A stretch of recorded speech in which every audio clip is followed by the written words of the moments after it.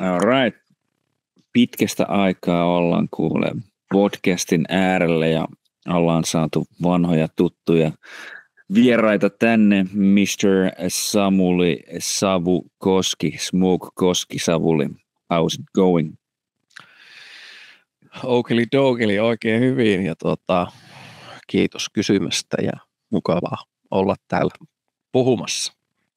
Kyllä.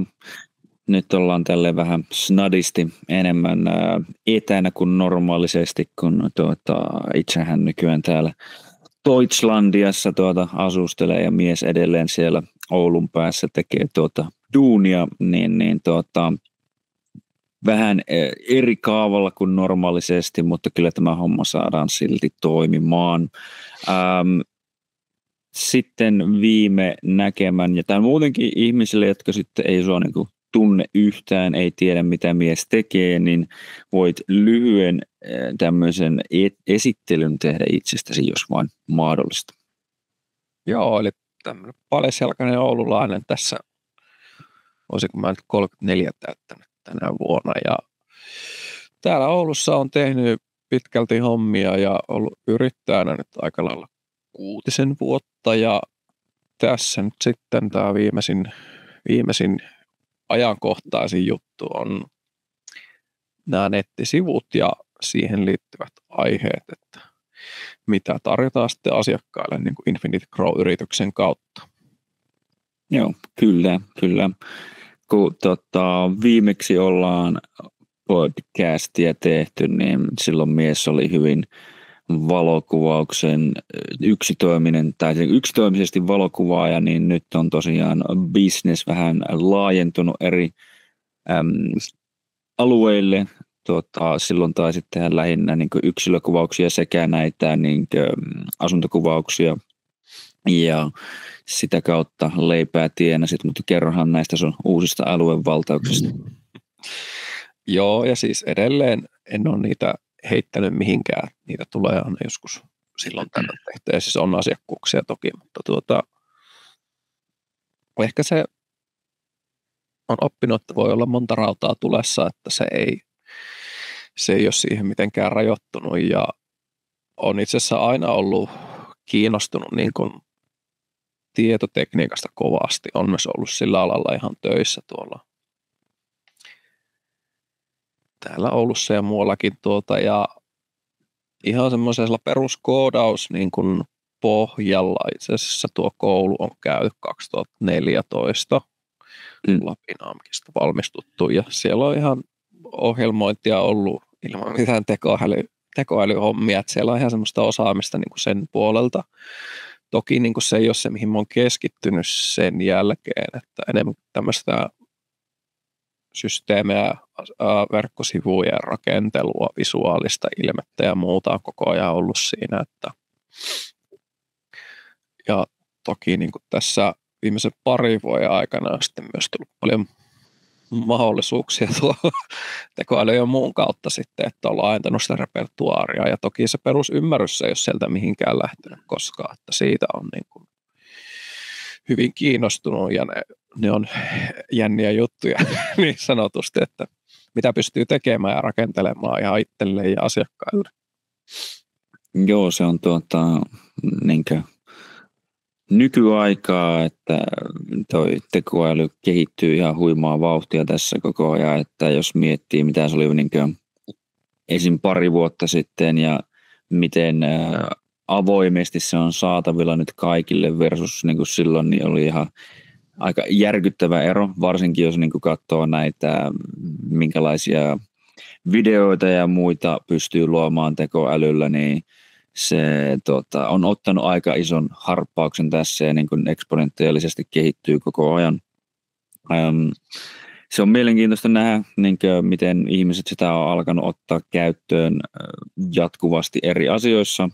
Ja koodauksesta puheen ollen, niin se oli sinänsä hauska, että tekoäly hyvä, ettei ottanut koko koodauksen niin haltuunsa aika hyvinkin äkkiä. No ei nyt ihan täysin, mutta sitten uskon, että silti sitä on hyvä olla tietämystä siltä pohjalta, niin että miten sitä muutenkin tehdään, mutta ehdottomasti siis auttaa todella paljon, jos on vähänkään niin kuin perusjuttuja tietää. Että. Se on sinänsä kun tulee mieleen, että tuolla Amerikassa oli tämmöinen iso juttu siitä, että ihmisiä jäi työttömäksi, että opettele koodaamaan ja nyt tuli tekoäly ja sitten se on niin kuin sille, että no, sorry. Mutta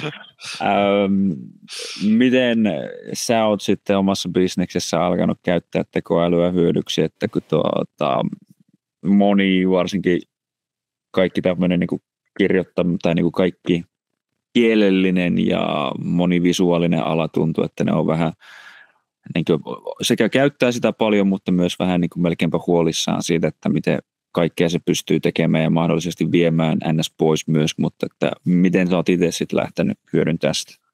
No toi on ihan hyvä pointti ja se perustuukin just siihen, että pitää ihan paikkaansa, että kyllä ihmisiltä lähtee töitä. Esimerkiksi tuossa on niin kuin käyttänyt ihan puhasta koodaajaa, jolla on niin kuin 10 vuoden, 15 vuoden kokemus ihan puhtaasta skriptistä järjestelmien rakentamisesta ja muusta, että siis tekee kaiken ja hän ei niin sanotusti edes käytä tekoälyä, koska hän tekee itse puhtaampaa koodia tai jotain tämmöistä. Mutta en ole tarvinnut enää hänen palveluitaan.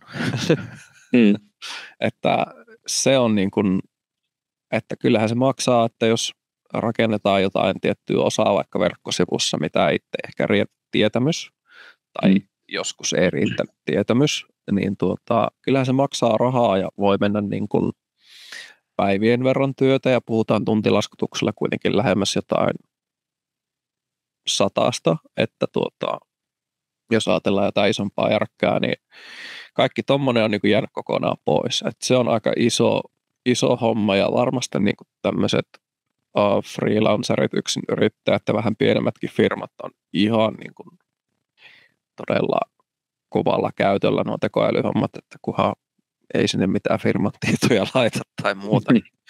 Mutta joo, kyllä se on vaan näin tähän mennyt. Tämä on vaan niin tämä pintaraapasu tähän. Joo, että se on ihmisten yleinen pelko, että mitä niin tapahtuu monille työpaikoille ja totta kai niin mahdollisuuksia on huomattavasti enemmän ja pienemmillekin tekijöille just niin kuin mainitsit, että kun ei välttämättä ole samanlaista tarvetta niin ulkopuolisille tekijöille. Ihan vaikka esimerkkinä itsekään en mikään kun yksin yrittäjänä tai niin kuin toiminimellä olen toiminut ja nyt freelancerina kanssa niin kuin toimin, niin esimerkiksi joku Suomen verotuspykälien niin kuin läpikäyminen tai muu niin on huomattavasti ollut helpompaa tekoälyn avulla, että miten niin kuin tekee kaikki tilinpäätökset ja muut, että kun ennen se olisi vaatinut sulta niin kuin huomattavasti aikaa, että sä niin kuin koko ajan luet täältä tämän jutun ja luet tuolta ja niin kuin, tai vaihtoehtoisesti otat itselleen jonkun niin kuin, sanon verotoimistosta tai tämmöisen niin kuin palkanlaskijan sanon accountant, miksei mulla löytyy ja tämän suomen kielisen kirjanpitäjän nimenomaan jumalauta niin kirjanpitäjä, joka niin kuin tekee sen sulle ja se, että sä joudut siitä maksamaan erikseen, niin nytkin niin kuin,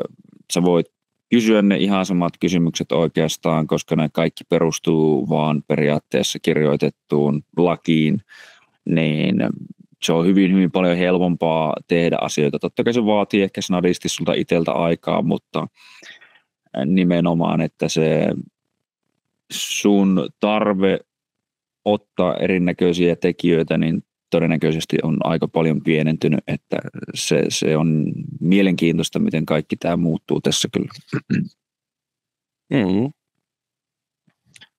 Niin se kyllä on, ja sitä tässä seurataan. No ainakin niin kuin varmaan, sitähän kaikki kanssa puhuu, että mitkä alat tästä nyt niin kuin ottaa eniten niin kuin sekä turpaan tai sitten mahdollisesti niin kuin voittaa, niin isoja, no just mainitut visuaalinen puoli ja tämmöiset niin kuin varmaan no jopa lakipuoli, kirjanpitopuoli, tuntuu, että siellä on vähän niin kuin puntti tukassa, että miten tässä tulee käymään, mutta sitten olen kuullut myös semmoisista, että miten muun muassa finanssipuolella tekoälyä on voitu käyttää sitä, että sillä luodaan tietynlaisia vaikka algoritmeja sen, että missä vaiheessa ne ostaa osakkeita ja muita, ja en ole ihan kaikesta selvillä, mitä kaikkea muuta ne tekee, mutta että kun se pystyy niin laajalta niin kuin laajalla tämmöisellä mittakaavalla tutkimaan kaiken sekunneissa, niin se on semmoinen, että sillä on alettu tahkoa rahaa niin kuin oman käsityksen mukaan vissiin aika hyvinkin. Joo, se on se data, mitä sä pystyt syöttämään niin kuin raakana ja se, mitä sä saat sieltä ulos, niin se, että sä itse käsittelisit sen, se tekee sen niin kuin sekunnissa, niin se on ihan niin sanotusti käsittämätöntä, että mitä sillä sitten saa aikaa. Ja sillä on kyllä niin kuin pystynyt hyödyntämään, no just tuosta kirjanpitäjäkeisistäkin, niin olisinkohan eilen jotain juttuja katsellut silleen, että piti saada eriteltyä jotain asioita tietyistä jutuista, ja niin kuin tässä on raakadataa, ja tuossa on joku vero.fi-ohje, ja laitat ne sinne, ja sitten sanoo sulle vastauksen, ja sanot silleen, että no niin, tässä olisi voinut mennäkin sitten hetki aikaa tulkita tätä paperia, että mitä se tarkoittaa, ja kaikkea niin kuin tämmöistä, että se on kyllä tosi mielenkiintoista, mihin sitä pystyy laittaa, ja ihan niin kuin kysymyksenä myös sulle, että onko sulla itsellä jotain, mihin tulee käytettyä, tai onko? No toi on yksi, just niin kuin koittaa aina katsoa, että vaikka niin kuin just nimenomaan verotukseen liittyviä asioita, sitten muitakin niin kuin laillisia asioita, että varmistaa, että esimerkiksi nyt kun täällä Saksassa nyt tietenkin on vähän eri lait kuin Suomessa, että mitkä tietyt asiat tekee tietyistä vaikka sopimuksista lainalaisia oikeasti, että mitkä asiat siellä pitää täyttyä, miten toimia tilanteessa, että jos asiakas vaikka ei halua maksaa sulle, kuten on tämmöisiäkin keissejä käynyt, ja että mikä se on se prosessi, millä niin täällä yleensä toimitaan. Ja, niin onko muuten paljon eri entä Suomessa? Onko tullut? No ei välttämättä niin eri, mutta täällä on paljon tarkempaa tai niin kuin enemmän arvostetaan vaikka niin kuin ihan henkilökohtaista niin kuin allekirjoitusta, että kaikki dokumentit pitää niin kuin paperilla. Joo, ne pitää kynällä vai sähköstä? Joo, kynällä käden niin kuin paperille kirjoitettuna. Okay. Sitä ei muuten niin kuin hirveästi edes lasketa viralliseksi. Ja sitten täällä paljon edelleen muutenkin pidetään kaikki asiat niin kuin paperilla, että sun pitää käydä tuolla virastoissa ja muissa istumassa monta tuntia, vaikka sulla olisi varattu aika sinne ja kaikkea semmoista niin kuin mukavaa pientä. Sitten täällä on toki kaikennäköisiä muita vähän sanoisin outoja lakeja, johon ei tarvitse nyt niin paljon perehtyä, mutta että yksi semmoinen, mitä mä en ymmärrä, jos vaan niin kuin esimerkin annan, että täällä ihmiset helposti haastaa toisiaan oikeuteen ties minkä näköisesti asioista, että jos vaan niin kuin riittää, että sanot toista idiotiksi suunnilleen, niin se niin kuin on riittävä peruste, että sä oot nyt tehnyt jonkun hirveän kunnianloukkauksen. Ja oho. Se on vähän semmoista, että näistä koittaa ottaa aina selvää ja niin katsoa, että mihin se oikeasti vaikka perustuu, niin sitten sieltä löytyy, että tämä on lakipykälä tämä ja se on niin näin. Ja sitten sen lisäksi totta kai tulee käytettyä välillä johonkin visuaalisiin juttuihin, jos niin koittaa miettiä vaikka ideoita johonkin. No ihan viimeisimpänä meidän Jujitsu niin kuin tiimin logoja on mietitty ja muuta, niin vähän sen ideoinnissa auttanut tai koittanut antaa ideoita. Ja sen lisäksi sitten en varsinaisesti käytä sitä niin kuin mitenkään treeniohjelmien luontiin. Se mun mielestä niin kuin löytyy ihan tietoja ja taitoa niin kuin omasta takaa, mutta joskus kun esimerkiksi ei löydy ehkä ihan kaikkia samoja välineitä, mihin on normaalisti niin kuin tottunut, niin sitten kun kysyy sitä, että mikä voisi olla vaihtoehtoinen niin kuin liike tälle, tai miten mä voin vaihtoehtoisesti se jotenkin set-upata silleen, että se niin kuin toimisi, niin tämmöiseen on tullut niin kuin käytettyä ehkä itse enemmäkseen sitä, ja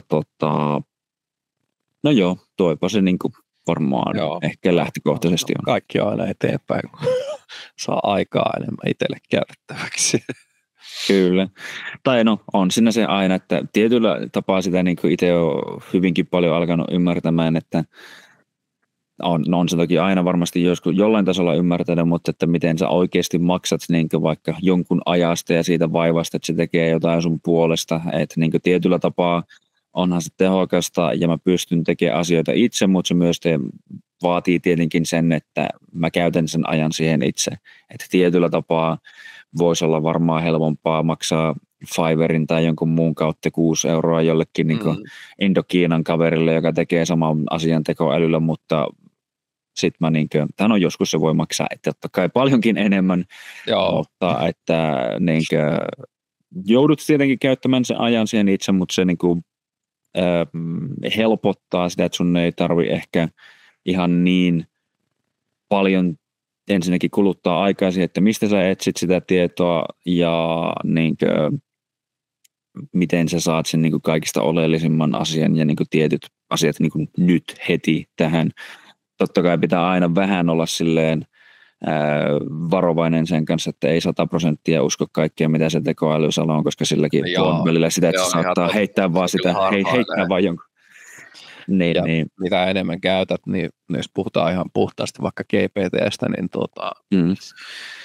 mitä enemmän käytät, niin sitä huonompia vastauksia se antaa niin lyhyemmän ajan sisään. Eli siinä on se joku tietty käyttökatto, että se niin katsoo, että okei, tämä kaveri on nyt käyttänyt tätä meidän resursseja täällä tarpeeksi, että nyt se saa vähän tätä hitaampaa kaistaa tai jotain huonompaa. Sitten se on niin kuin vähän turhauttavaa, kun pitää luoda jotain tai tehdä jotain, niin se antaa aika puutteellisia vastauksia, jos tarkkoja ollaan, että pitää saada niin kuin nettisivuiksi vaikka kokonaan katsottua läpi, että okei, se voi katsoa sen kokonaan läpi, mutta sitten jos niin että no muuta se kokonaan ja anna vastaus niin kuin tässä täydellisessä muodossa, niin ei se oikein anna, että pitää vähän cherrypikkaa sieltä niitä tiettyjä kohtia vaan sitten kerrallaan, että se niin kuin pitää vähän pilkkoa osiin, että se menee oikein, että se ei välttämättä saa sitä kokonaisuutta oikein kasaan ainakaan. Tuntuu tänä päivänä olevan hankalaa.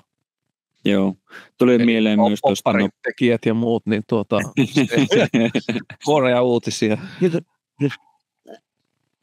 Joo, se on jännä, että niin näkee, että siitä tuli mieleen, että on semmoista teoriaakin, että sitä enemmän kuin on tämä niin sanottu kuolleen internetin teoria, että niin kuin kaikki on vain kuin botin ja muun luoma, niin yhä enemmän varmaan tämän tekoälymurroksen takia niin voi olla, että niin kuin moni kontentti alkaa näyttää hyvinkin paljon samanlaiselta, koska se niin kuin moni luo sitä sen tekoälyn läpi ja sitten niin kuin ihan tänäänkin viimeisimpänä näki, että taisi olla joku pakistanilainen uutislehti, mutta anyway, niin se oli selkeästi suoraan, en tiedä miten se oli editoinnista päässyt läpi, niin kuin, mutta että suoraan kopioinut niin kuin tekoälyn vastauksen, koska siellä niin kuin uutisartikkelin lopussa luki sille, että voin kirjoittaa tämän niin kuin vielä enemmän semmoisena etusivun pläjäysuutisena vai haluaisitko jotain? Kerro se, niin kuin, että miten se kysyy aina lopussa, että haluaisitko jotain, kerro vaan, että mitä haluat. Aita, mistä matalia ei ole tarkistettu viime tarkistuksia. No joo. Mutta kertoo se, että kuinka paljon netissä voi olla myös tavaraa, mikä on niin tekoälyn luomaa, ja jos se on niin harhaa, mitä se kirjoittaa, niin sitten se tavallaan siteeraa myös jotain harhaisia juttuja, niin se on ikävää tässä. Niin kuin, että se on totta ja tuntuu, että vähän eri tekoälyt tekee erillä tavalla ja siitä tuleekin mieleen, että mitä tekoälyjä käytät itse eniten. Mä ykkösenä olen alkanut nyt käyttämään itse asiassa Grokkia. Se tuntuu, että se vähän vähemmän niin kuin sekoilee, mitä GPT, mutta enpä mä oikeastaan juuri muuta kuin niitä kahta sinänsä ole käyttänyt, koska ne on ne ilmaiset niin kuin tekoälyt ja sitten no toki vähän on Adoben näitä jotain tekoälyjuttuja kanssa käyttänyt, koska niilläkin on niitä toimintoja niin kuin liittyen näihin visuaalisiin hommiin, mutta noita kahta ja niistä niin kuin enemmän olen nyt alkanut käyttämään Grokkia, niin mitä itse tulee käytettyä?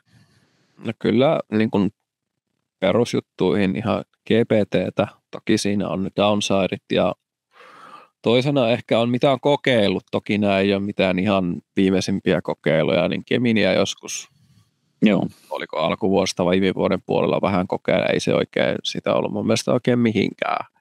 Ja sitten Copilotia on jonkin verran kokeillut tässä niin kuin puolivahingossa ja no itse asiassa siellä on ihan hyviä kokemuksia, mutta niin kuin semmoista laajempaa juttua, niin en ole lähtenyt vielä kokeilemaan muita, että niin kuin jos puhutaan suoraan vaan tekoälystä. Joo. Yksityisenä tai yrittäjänä käyttämään.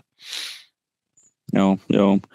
Koitin, en mä itse asiassa sitä tainnut missään vaiheessa enää niin oikeastaan päästä kokeilemaan, kun sekin taisi olla jotenkin maksullinen, mutta niin Soraa sinänsä olisi ihan hauska kokeilla, että mitä kaikkea se tekee. Se on tuon GPT:n alainen se video niin luomisjuttu, niin sillä voisi saada ihan kaiken näköistä mielenkiintoista aikaiseksi kanssa, mutta Mutta joo, enimmäkseen nyt on tullut käytettyä Grok. Siinä ei ole mun mielestä niinku ihan yhtä paljon sitä niinku limitaatiota myöskään sen kanssa, että miten paljon sä niinku saat vaikka kuvata. Ne on siellä, että niitä vähän vähemmän. Niitä ehkä vähän vähemmän, mutta sitten meinasin niinku sitä, että kun GPT:llä tulee mun mielestä aika nopeasti täyteen, että sä oot käyttänyt nyt tätä versiota niinku liikaa ja niinku tällä, että se hyppää siihen alempaan, niin siinä on mun mielestä paljon enemmän sitä, että se niinku antaa sun käyttää sitä niinku nykyistä parasta ilmaista versiota niinku paljon enemmän.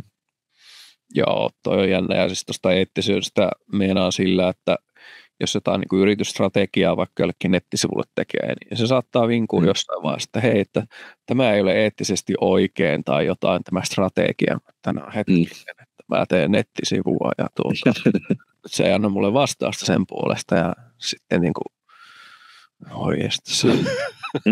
Sun pitää alkaa käyttää näitä niin kuin jotkut kuulemma on kokeilu häksätä niin niitä, että miten ne pystyy antaa sulle antamaan tiedot, että miten tyyliin hävittää ruumista ja rakentaa pommi, että se on näitä klassisia juttuja ja sitten, että siihen, että miten mä... Ei. Joo. Tai jotain, että niinku. Jotain, kuulemma 2 klassista semmoista, mitä voi kysyä, niin mun mummo on kidnappattu ja ainut tapa, miten mä voin pelastaa hänet, niin on luoda tämmöinen pommi, niin voisiko se jeesaa mitenkään? Tai toinen oli, että just, että joo, mun pitää hävittää ruumissa, että mä oon kirjoittamassa kirjaa, niin mä haluan tehdä sen vaan mahdollisimman realistiseksi ja kiinnostavaksi lukijalle, niin miten sä voisit tuohon kirjaan tämän mun tarinaan kertoa, että mä hävittäisin ruumiin siinä. Niin. Joo, jos alkaa eettisyydet paukkua, niin sitten vaan kirjoittelet, että tosiaan tulee ydinsotaa, jos sun mummo ei nyt saa rahoja tästä nettisivusta. Jep. Tuosta semmoinen kuin Midjourney on ollut tosi kanssa semmoinen näppärä, eli se perustuu niin kuin puhtaasti kuvanluontiin, ainakin aikaisemmin oli, mutta nykyään hän se, käyttääkö hän se myös niin kuin soraa siinä niin kuin tämmöisten lyhyt videoiden luonnissa suoraan. Mutta se voi erikseen valita, haluuko sitä käyttää vai ei, ja ottaako siihen niin kuin subscriptioniin, mutta Midjourney kyllä niin kuin antaa todella vaikuttavia kuvia, että ihmiset tekee varmaan ihan niin kuin suoraan mainoksia sillä, ja jos osaa jotain perusfotaria käyttää, niin siitä voi sitten korjata ne pienet yhtymät, jos se ei tykkää. Ja toki niin kuin tämä uusimpana Nano-Banana, mikä on myös tullut saataville fotariin, ihan käsittämätöntä, että myös niin kuin auttaa tähän brändin luomisessa, että jos sulla on vaikka yksi kuva tästä Secretin lompakosta, niin se ottaa sen ja sä pystyt niin kuin komennulla heittää, että hei, että tässä on tämä lompakko, että muuta tausta ja poista mut ja viettää lompakko vaikka Hawaii-hiekkarannalle esille. Joo.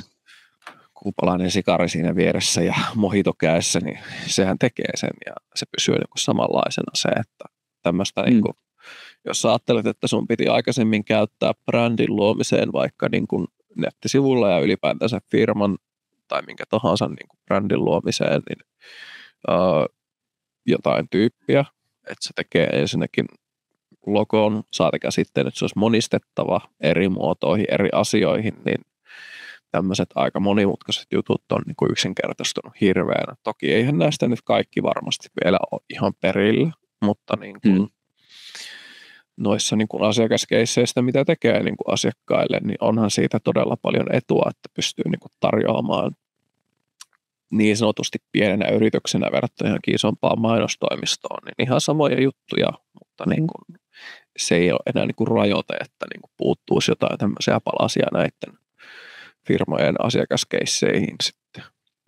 No joo, onhan toi niin kuin aikamoinen kilpailuvaltti, että silleen nimenomaan jos vertaa, että jos sun ennen olisi pitänyt palkata monta työntekijää ja tekee toi kaikki sama, niin jos sä nyt pystyt sen kaikki niin kuin itse tekoälyn avulla niin kuin tavallaan tuottamaan, niin onhan se niin kuin antaa just paljon paremman mahdollisuuden pienemmällekin tekijälle niin kuin koittaa puskea sinne markkinoille ja kilpailla niin kuin just niitä isompia taloja vastaan. Et tietenkin ainahan asiakkaalle on mahdollista ostaa se palvelu keneltä vaan, mutta että kuitenkin sanoisin, että varmasti aika kilpailevan tarjouksen pystyy niin kuin tuon avulla niin kuin sitten antamaan, että jos tai mainitsit just tuossa, että sä pystyt niin kuin hyvin monia eri aspekteja nyt niin kuin tarjoamaan ja just nettisivuja tekemään, niin jos sen ihan väärässä on, niin säkin teit nettisivuja jonkun verran ennen jopa tuota tekoälyä, niin jos sä niin vertaat siihen, että vertaat siihen, että miten iso ero siinä on, että silloin ja nyt, niin mitä sä sanoisit sun niin kuin omasta tehokkuudesta tai niin kuin tehokkuuksien mahdollisuuksista niin kuin tällä työkalulla? No jos puhutaan ihan suoraan vaikka ajankäytöstä, niin tämä on yksi hyvä esimerkki. Eli jos on niin kuin tekstit suhtkot valmiina, toki nekin saa tehtyä, että jos tietää mitä asiakas tarvii, mitä haluaa tai se on tehnyt niitä ja on joku tietty pläni, niin jos mä teen nykyään vaikka yhden sivun, siihen kuuluu siis domaini eli sivuston nimen ostaminen, sen hostaus johonkin paikkaan, on se sitten ulkomailla Suomessa tai missä sen haluaa olevan, ihan monenlaisia palveluita, riippuu asiakkaan tarpeesta, siihen saadaan CDN, muut ja Cloudflareit päälle, joka on tökkinyt kyllä viime päivinä ja on vaikuttanut sivustoihin valitettavasti. Eli mietin myös, että kannattaisi oikeasti siirtää niitä servereitä tänne Suomeen enemmän, että olisi vähän turvallisempaa tuo käyttäminen ja varmuus tuossa huomattu asiakassivuja, jotka on ollut myös alhaalla ihan puhtaasti tämä maailmanlaajuisen CDN-homman takia, jos olet myös varmaan jotain uutisia siitä ollut, mutta sitten eli tähän ydinasiaan, mitä vaikka tähän ajankäyttöön, niin sitten se, että laitetaan se sivusto pystyyn, tehdään sinne joku perusominaisuudet, yhteydenotot ja muut tämmöiset. Jos ajatellaan ihan tämmöinen perusraakasivu, niin kyllä mä veikkaan, että mä saisin niin kuin nykyään, jos mulla on tekstit valmiina, niin jotain pientä asettelua sinne tai tämmöistä sen tarkempaa visuaalista ilmettä, jos se ei nyt ole ja tarvitaan perusinfosivusto, niin ehkä semmoinen tunti pari menisi. Damn. Ei paha. Toki tämä nyt on se perusmuoto, että ja jos puhutaan, että olisi vain niin sanotusti etusivu valmiina, mutta sitten on niitä asiakasprojekteja, missä meilläkin on niin kuin, oikeastaan 100 alasivua. Ne on täynnä sisältöä, tekstiä, muuta, mutta pitkälti niin kuin teen sitten noita tekstejä myös itse ja se, että kun se tulee se tarve jollekin tekstille, se on se tietty kaava, mitä noudatetaan. Tässä nyt puhutaan sitä SEO-hommasta, että niin kuin samalla myös optimoidaan näille hakukoneille, eli suoraan hakukoneoptimointia näille sisällöille. Jos puhutaan vaikka, oliko tämä Juttukulman nimi vai millä nimellä? Joo. Periaatteessa voisi lähteä luomaan tätä brändiä Juttukulmalle, niin kun se on hakukoneen näkyvyyden kannalta. Niin eli se on niin kuin search engine optimization. Kyllä, juuri näin. Eli tätä niin me pystyttäisiin niin kuin lähteä sulle tekemään tämmöistä niin kuin suunnitelmaa ja sitten siihen niin kuin eri alasivuja, että millä tämmöisiä eri hakuja voisi olla, että Juttukulma podcast on se pääjuttu, mutta sitten niin kuin podcast Suomi, podcast joku tietty aihe, podcast tämmöinen tai joku juttelu tai joku tämmöinen ja asiantuntijapodcast tai mitä muuta, niin sille tehtäisiin niin kuin suunnitelma ja siellä olisi ne kaikki hakusanat sitten ja sitten niin kuin jokainen alasivu voi tuottaa niin kuin liikennettä, että kun se on kohdennettu jollekin tietylle, okei sä haet sun sivuun vaikka Juttukulma nimellä, toinen hakee Juttukulma podcast nimellä, toinen hakee pelkkä podcast Suomi nimellä, että me saataisiin niin kuin kaikki ne eri termit, mitä niin kuin pystytään niin kuin käyttämään, että meillä voisi olla eri hakusana, niin sitten me vaan niin kuin paukutetaan niitä tuonne maailmalle, että mistä meidät voi löytää, eli me niin optimoidaan mahdollisimman helposti löydettäväksi tätä sisältöä, ja niin kuin tässä toki menee sitten enemmän aikaa, ja se, että miten me saadaan sitä liikennettä sitten rankkautumaan sinne, mutta näiden asiakkaiden kanssa, niin se on sitten se oma homma, ja ehkä siihen myös jotain näkökulmaa voin tuossa antaakin myöhemmin. Joo, no siis hyvinkin niin kuin mielenkiintoista tulee lähinnä mieleen ensimmäisenä tämmöiset perus vaikka YouTube-videoihin YMS niin kuin laitetaan yleensä erinäköisiä tageja, joka nyt ei niin kuin tietenkään, tai Instagramiin ihan sama mihin, mutta se ei varsinaisesti ole se vaikka videon nimi, mutta se on niin kuin ne aihepiirit, mihin tämä kaikki liittyy ja mistä niin kuin joku voisi olla kiinnostunut, niin sitä kautta niin kuin löytäisi tämän kyseisen tuotteen, palvelun, brändin, mikä se nyt sitten ikinä onkaan. Ja sitten toinen esimerkki, mikä tuli mieleen, niin moni, tai niin kuin tuntui, että joskus aikaisemmin oli tämmöisiä niin kuin viihdeuutissivustoja tai jotain muita, jossa oli alalinkkiä ja niin kuin linkitystä, että sä aina hyppäsit jonnekin saakeli uudelle sivulle, niin se ehkä vähän ei niin optimoivaa ja aina ainakaan puska sua siihen oikeaan suuntaan, mutta niin kuin tietyllä tapaa ainakin niin kuin liikennettä luovaa toimintaa, mutta ehkä niin kuin sä nimenomaan puhut enemmän siitä, että niin kuin tuotaisiin oikeasti jotain semmoisia ihmisiä, jotka on kiinnostuneita asiasta, eikä vaan siten, että satut klikkaamaan vähän vasemmalle, niin sä hyppäsit jonnekin vittu 5 eri sivustolle, niin ponnahdusikkunoita, niin halusit lukea yhden uutisen, mutta sitten sun piti mennä niin kuin seitsemän sivun läpi ja siltikään sä et saanut vastausta siihen sun alkuperäiseen otsikkoon. Joo, ja siis itse asiassa Googlella on todella iso homma ja myös vastuu siinä, että se niin kuin toisi tämän oikean sivun mahdollisimman korkealle, mutta siis nykyään tämä Googlen masinoima lypsykonemarkkina tässä Google Adsissa on ihan käsittämätöntä. Eli jos sä ajattelet, että ennen tätä tekoälyä siellä oli noin 4 mainosta, joku hakusana vaikka sanotaan, että putkimies Oulu. Ja siellä on 4 putkimiesmainosta siinä rivissä ja sitten tulee vasta ne orgaaniset hakutulokset, mistä niin kuin ihmiset ei maksa mitään. Niin suurin osa kuitenkin niin kuin ihmisistä ei välttämättä edes selaa sitä 3 enempää niin kuin alaspäin. Kyllä, tai varsinkaan mene seuraavalle sivulle asti. Jep, että niin kuin ennen siellä oli niin kuin suurin piirtein se 10 per sivu. Se on nykyään vähän muuttunut se järjestelmä, mutta niin kun, jos ajatellaan, että 50% liikenteestä menee sinne top 3, jotka on pelkkiä mainoksia, niin mitä niin kun jakojasti jää sinne niin kun sille orgaaniselle tulokselle.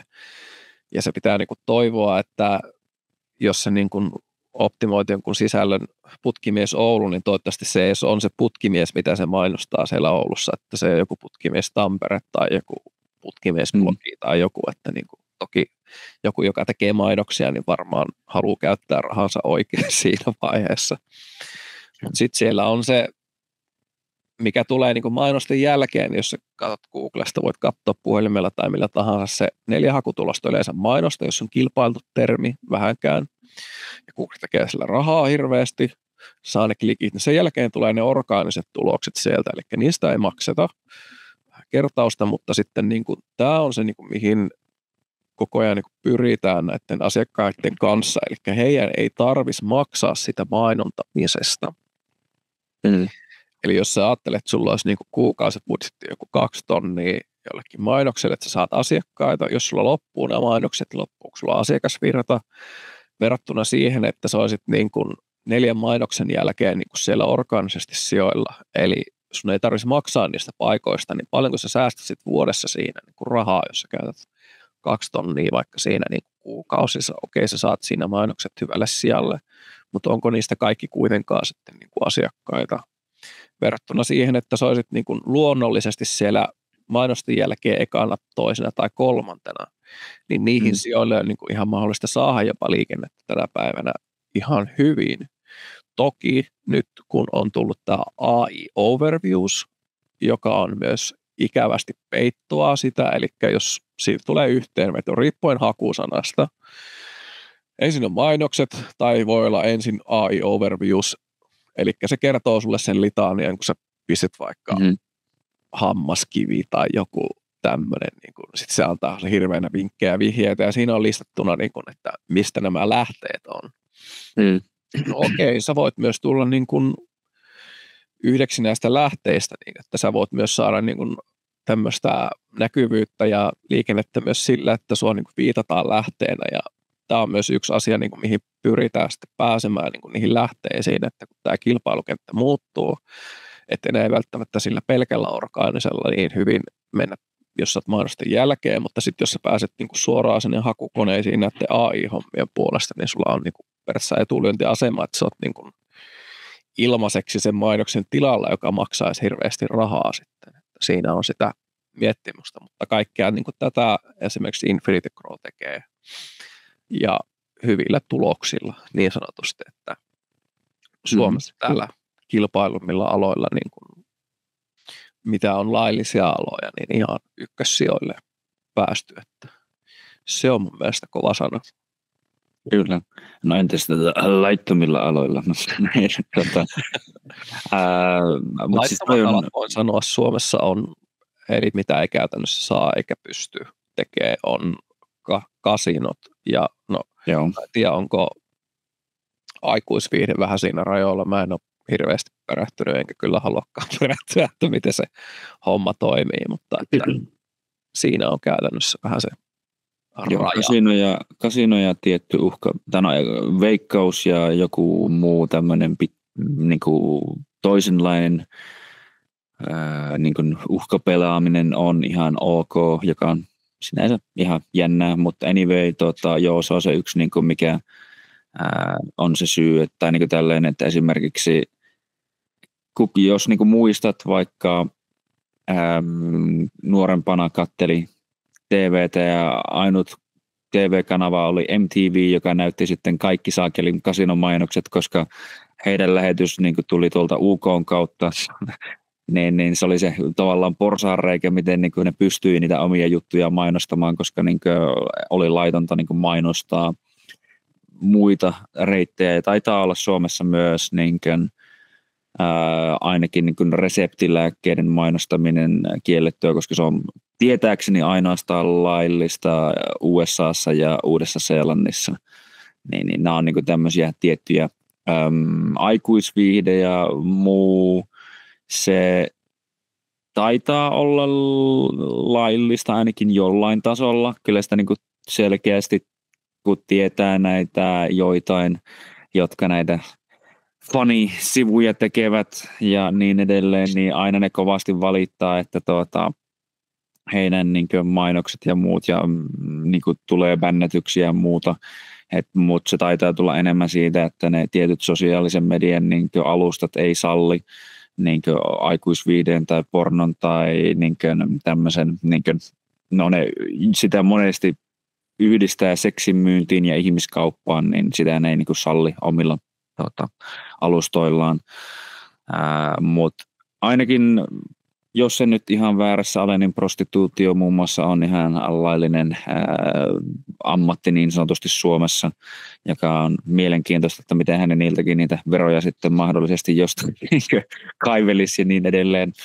Mutta anyway, niin liittyen tuohon mainostamiseen, että toi on niin kuin tosi mielenkiintoista ja niin kuin tapa taas kerran niin kuin kilpailla ja niin kuin löytää niitä etuja sieltä markkinoilta, koska niin kuin, mitä muistaa vaikka siinä yrityksessä, missä olin niin kuin, mukana Suomessa ollessani vielä, niin sielläkin kovasti puhuttiin siitä, että miten Google ja Facebook ja Meta jo silloin niin, on alkanut niin kuin, eri tavalla rahastamaan noilla mainoksilla, että ennen se oli jotenkin paljon tehokkaampaa, ja jos niin kuin puhutaan niin sanotusta CACistä, eli Client Acquisition Cost, niin CAC nousi jostain, oliko se 16 eurosta, niin yhtäkkiä niin kuin reilu 50-70 euroon tai niin kuin paljon enemmän, niin just niin kuin puhuit siitä, että jos sulla on tietty markkinointibudjetti ja sun mahdollinen asiakasvirta niin kuin on siitä riippuvainen, niin jos sun mainoskulut yhtäkkiä pomppaa ihan niin kuin jumalattoman isoiksi, niin se meinaa joko sitä, että sun pitäisi periaatteessa yhdestä asiakkaasta saada paljon enemmän rahaa, että se on niin kuin enää kannattavaa, tai keksiä muita mainostuskeinoja, niin tämä selkeästi niin kuin on hyvä, ja jos se tosiaan vielä periaatteessa ilmaista on, ja se perustuu ja antaa sulle hyvää tämmöistä niin kuin luotettavuutta, kredibiliteettiä, jos haluaa vähän tämmöistä puoli-enklanti-termiä käyttää, niin sehän on niin kuin todella hyvä, koska tietysti yksi iso ongelma tuntuu, että muutenkin tällä hetkellä markkinoilla on, koska totta kai kaikki tämä uusi mahdollistaa sen, että kilpailijoita varmaan monellakin alalla on paljon. Joo. Ja sitten varsinkin oma ala, niin kuin tämmöinen terveys- ja hyvinvointiala, niin on täynnä kaiken näköistä roskaa. Siis ihan niin kuin suoraan sanottuna. Niin, että mikä on oikeassa ja mikä on väärässä ja mikä on eettisesti oikein ja mikä toimii ja mikä on väärää ja mikä ei ole oikeaa tietoa. Siinäpä vasta kysymys.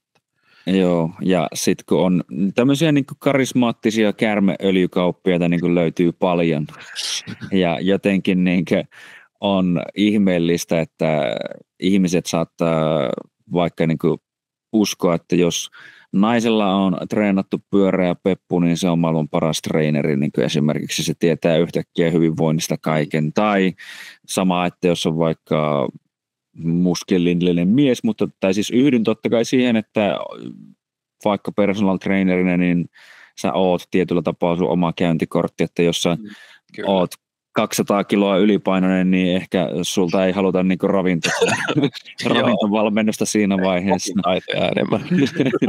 Kyllä, että niinku on sillä väliä, että sitä en sano, mutta niinku se jotenkin todella helposti niinku menee semmoiseksi, että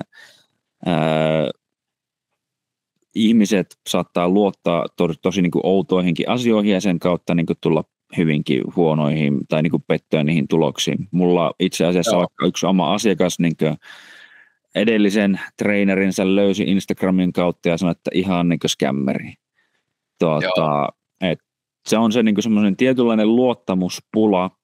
Jep. On tosi iso ja sen takia melkein tuntuu, että vaikka omalla alalla niin moni tuntee tarvetta antaa paljon niin kuin ilmaiseksi, että se niin kuin luo sitä luotettavuutta sinuun.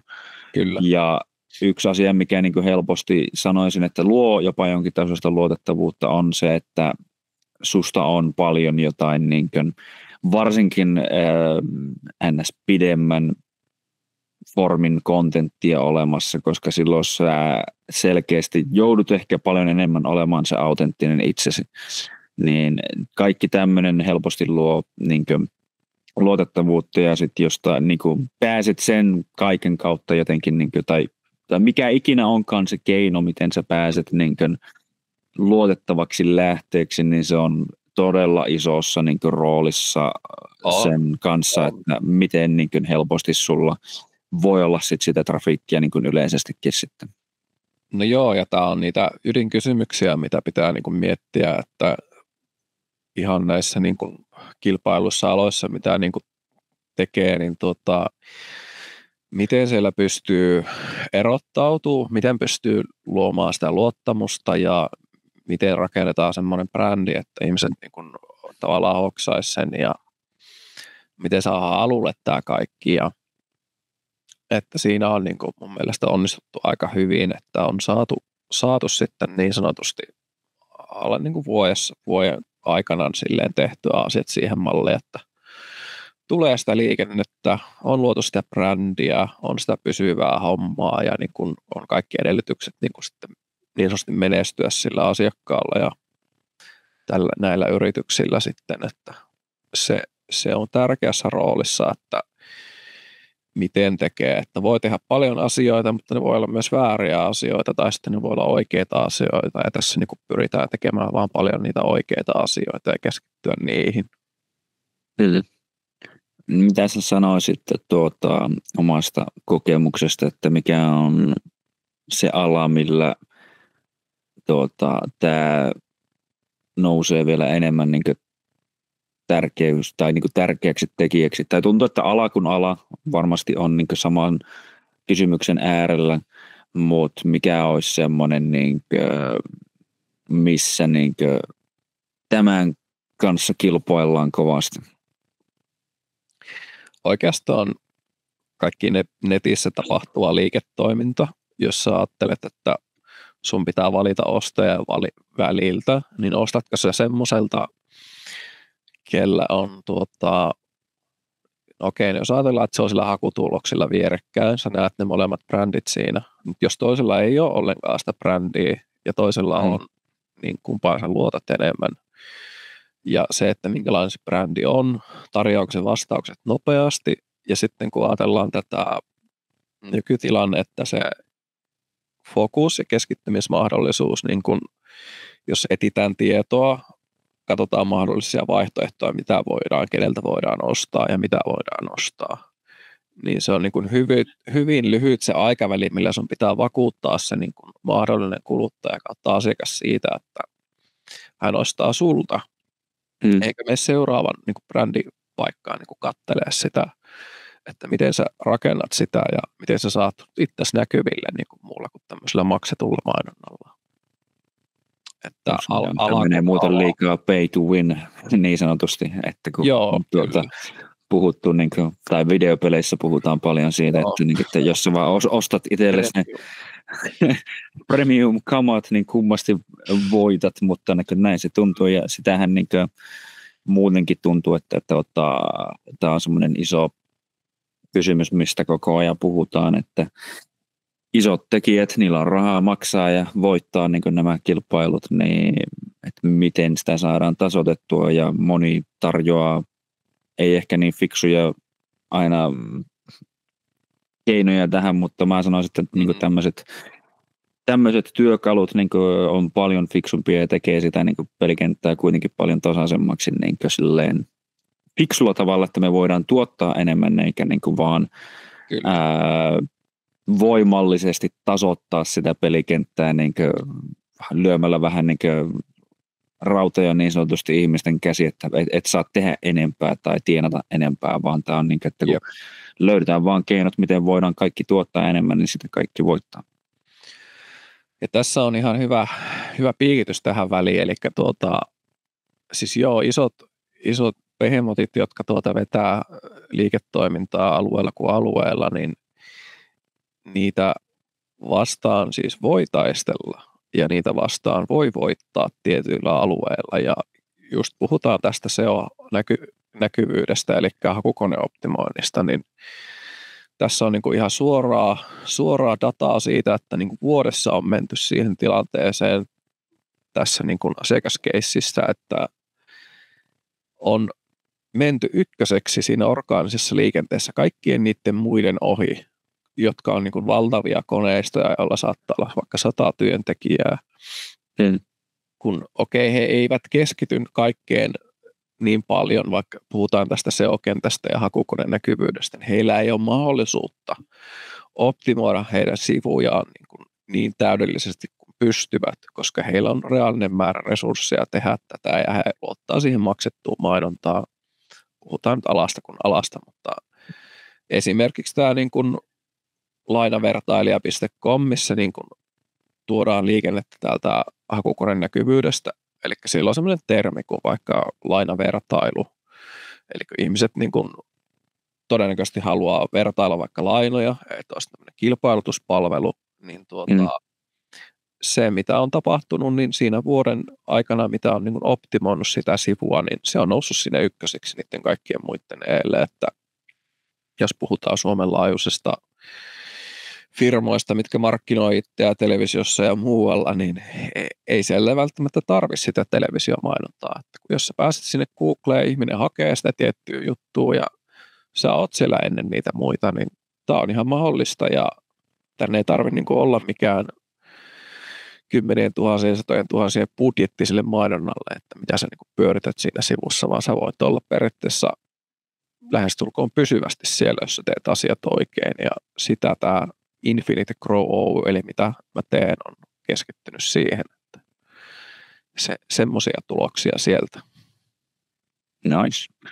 Että on no nimenomaan, jos miettii varmaan tai siis jos taas niin nopeasti jotain vähän niin kuin ennen nyt vertailua, niin varmaan ennen just joku TV-mainonta on ollut se kuningas ja ennen varsinkin internettiä ja Jep. Että se on ollut se ainut, mikä levittää kaikille niin kuin kaikkien tiedon vähän niin kuin samanaikaisesti, mutta nykyään miten niin kuin ihmiset, niin kuin mainitsitkin aikaisemmin, että lähtee vaikka ostamaan jotain, niin aika moni ensimmäisenä ottaa Google esille ja alkaa naputtelemaan ja tossakin niin kuin, että no tietenkin kuluttajia on monennäköisiä, mutta niin kuin sanotaan, että ne, jolla on ehkä himpunkaan verran ymmärrystä, niin ne ymmärtää, että ehkä niin kuin tiettyjä asioita olisi hyvä kilpailuttaa, että niin kuin kilpailulla yleensä saadaan hinnat tulemaan alaspäin. On se sitten autohuoltoa tai jotain auton myyntiä tai mitä vaan. Niin kyllä. On se totta, että se voi säästää oikeasti rahaa. Kyllä. Että se on niin kuin, omana hyvänä esimerkkinä, että jos olisin vaan varmaan omassa muutossani kirjoittanut jonkun mitä lie, että muutto tai muuttofirma mitä lie onkaan, niin olisi varmaan mahtanut ne pari isoa tekijää siihen ja niin kilpailutin kuitenkin tämänkin niin oman muuton ja tosiaan hinta vaihteli reilusta jostain 6 tonnista noin tonniin, niin siinä säästi pitkän pennin, että vähän ehkä katteli, että mitäs kaikkea muuta tässä on tarjolla ja että jos on joku palvelu, niin kuin sekin oli nettisivu, kuulostaa, että on niin kuin nettisivu sitten, niin kuin, että haet lainaa. En ole ihan varma, että mihin kaikkiin asioihin, mutta niin kuin ihmiset nyt hakee lainaa monennäköisiä varmaan asuntolainat, sitä lainata. Mä itsekin niin kuin olen tässä harkinnut, tai no sanotaan näin, että varmasti jossain vaiheessa, en tiedä vielä, että milloin, mutta niin kuin, että jonkinnäköistä yrityslainaa niin kuin hakemaan, niin todennäköisesti jotain tämän tyyppistä tulisi niin kuin ensimmäisenä katsottua ja lähteä kilpailuttaa, että miten niin kuin, mistä mä saisin niin kuin lainan mahdollisimman edullisesti ja minulle hyvillä ehdoilla. Että sanoisin, että hyvinkin kätevää, että näitä oikeasti on olemassa, koska niin kuin sanottua, muutossakin säästin semmoisen varmaan 5 tonnia sillä, että joo. en ottanut sitä ensimmäistä isoa tekijää, joka pamahti siihen näytölle. Ja just tuosta niin kuin lainapuolesta ja kulutus- ja yrityspuolesta ja vähän Suomen taloudesta ylipäätänsä, niin ollaan siis valitettavan huonossa tilanteessa niin kuin tässä Suomessa näkökulmasta katsoen, eli ihmisillä ei ole oikein rahaa, töitä ja on heikkoa taloudessa. Ja se nyt heijastuu sillä tavalla siihen, että lainaa ei myönnetä eniten niitä tarvitseville. Puhutaan sekä kulutuspuolesta että yrityspuolesta. Eli ihan tilastoina Suomessa on yli 400 000 luottotiedotonta, joka on ihan järisyttävä määrä ja se kasvaa koko ajan. Toisiksi isoin työttömyys, huono työttömyys Euroopassa, täällä on Euroopassa Espanjan jälkeen, ainakin viimeisimmät tilastot on noin 10% hujakoilla, joka on aika hullua. Ja koko ajan tuntuu, että jotain etää alas ja lähtee pois. Ja se, miten se just vaikuttaa siihen, eli tällä hetkellä markkinoilta, jos sä lähdet hakemaan vaikka asuntolainaa, niin pankissa saattaa sanoa, että okei, että nyt on vähän heikko tilanne, että ei me nyt oikein lähetä tähän. Ja on paljon välittäjien kanssa tekemisissä kuvausten puolesta muutenkin, niin he sanoo aika lailla mun mielestä samaa tässä, niin kuin, että ei ihmisille oikein myönnetä lainoja. Ja toisekseen sitten on erikseen nämä kulutuspuolen lainat, eli vakuudettomat lainat, niitä myönnetään ainakin 70 000 saakka. Niin niille nyt ei varsinaisesti vakuuksia ole, mutta ei niitä kyllä hirveästi myönnetäkään niin kuin tämmöisenä aikana, että jos joku ihminen, joka vesijettiin hakee niin kuin ihan peruspalkkatuloa, niin sillä voi sanota, että okei, että ei ole nyt hyvä hetki, että yritä joskus muulla uudestaan, että tämmöisiä ei lähdetä rahoittaa. Että toisaalta sitten kun taloudessa menee hyvin, niin siellä rahoitetaan vähän kaiken näköistä. Ja toki niin kuin tuo korkotilanne on tullut toki semmoiselle inhimilliselle tasolle, jos ajatellaan, mitä se oli joskus ennen 2018, ennen korona-aikoja, niin silloinhan perittiin korkoja Suomessa erinäisiä määriä, se laskettiin sinne noin 20% hujakoille se lailla, mutta ennen sitä oli ihan 40 ja toki jotkut sitten on näitä 200% korolla otettuja juttuja, niin kuin siellä on ollut kyllä lainsäädännössä semmoisia porsaanreikiä, että ihan sama mitä on ollut, että ne on tehnyt niin isoja voittoja, että ne on sitten laina laitettu, että jos joku ei maksanut, niin se on vaan mennyt ihan sama, että noin muut maksaa ja niistä tulee rahaa ja näillä mennään, mutta semmoinen tilanne, mutta sitten toisaalta on tilastoja myös tästä yritysten pulasta, eli silleen perehtynyt asiaan, kun on tehnyt myös tämän yrityslaina.credit-sivuston yhteistyössä asiakkaalle, eli mikä siellä on tällä hetkellä tilanne, niin noin puolelle yrittäjistä niin ei käytännössä myönnetä mitään. On sitten erinäisistä syistä, mutta sitten tässä on myös se takana, eli on paljon tukia lakkautettu. Semmoinen Explorer-tuki just lähti Business Finlandilta ja sen muutenkin ajanut hommaa alas ja hirveänä. Ja että niin kuin tosi tiukassa on se raha, että mitä oikeasti kaivattaisiin tänne yrittäjille ja yrityksille, että niin kuin kuitenkin yrittäjät on se hyvinvoinnin peruskohta tässä yhteiskunnasta, että kun ne maksaa veroja, ne tuo verotuloja, että ne kerryttää tätä hyvinvointikassaa täällä. Se, että yksi julkinen puolihan ei varsinaisesti tuota mitään, ne vaan pyörittää niitä verorahoja siellä ja mä en lähde sitä kommentoimaan enempää. Se, että niin saataisiin nämä oikeasti niin kuin ulkomaille tuottavat yritykset vetämään, niitä mun mielestä pitäisi niin auttaa kaikista eniten, koska se, että me saadaan niin rahaa tänne Suomeen tuolta ulkomailta, on niin nettopositiivinen kaiken suhteen. Okei, meillä on sisäkauppa, mutta jos sekin olisi paljon vahvempi, niin sekin auttaisi tilannetta huomattavasti. Et sen sijaan, että meillä olisi hirveästi työttömiä, niin kuin meillä nyt on, että jos niitä vaikka tuettaisiin enemmän siihen yrittäjyyteen, ne annettaisiin apua ja jelppiä ja varsinkin niin kuin lainamahdollisuuksia, että Jenkeissä se on vähän eri lailla, että siellä kannustetaan vähän riskiä ja muuhun, mutta täällä niin kuin se on vähän hankalaa.